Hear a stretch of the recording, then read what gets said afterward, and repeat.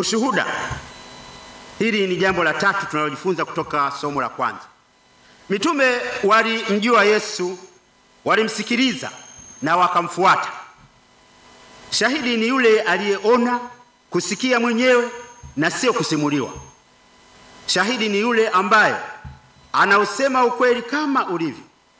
Ndiyo maana mahakamani mashahidi lazima wale kiapo cha kusema ukweli tu. Sisi sote tuliobatizwa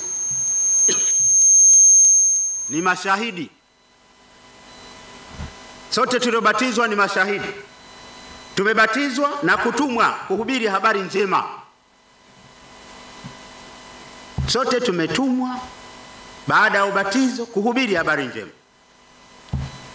Baba Askofu Musomba, umesimikwa leo kuwa askofu wa kwanza wa jimbo jipya la Bagamoyo ili uweze kushuhudia ukweli. Nasi sote waamini tunapaswa kushuhudia ukweli wa Kristo mfufuka, hata ikitupasa kuadhibiwa, kwani ni bora kuadhibiwa kama mitume walivyopigwa viboko leo kwa sababu ya kusema ukweli kuliko kuadhibiwa kwa sababu ya kusema uongo. Ndugu zangu wapendwa, katika somo la pili tunaalikwa kutafakari na kufanya tathmini ni kwa namna gani jumuiya zetu za Kikristo zinamfanya Kristo kuwa kiini cha maisha yao. Mwanzoni mwa sura ya 5 ya kitabu cha Ufunuo tunasoma kwamba mwana kondoo aliyetolewa sadaka anakaribia kiti cha hukumu ya Mungu. Anachukua kitabu na kuivunja mihuri yake.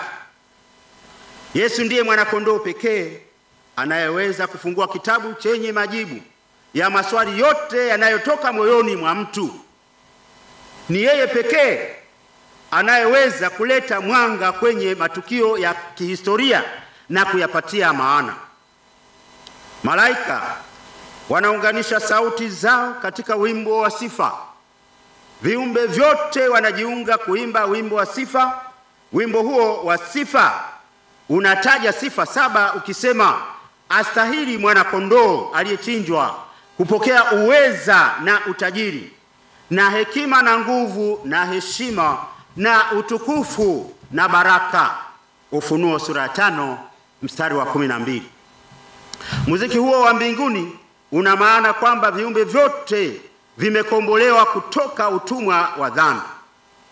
Sadaka ya mwana kondoo imebadilisha mioyo ya watu wanaotambua kuwa Mungu ni mwema. Mungu ni mwema kila wakati.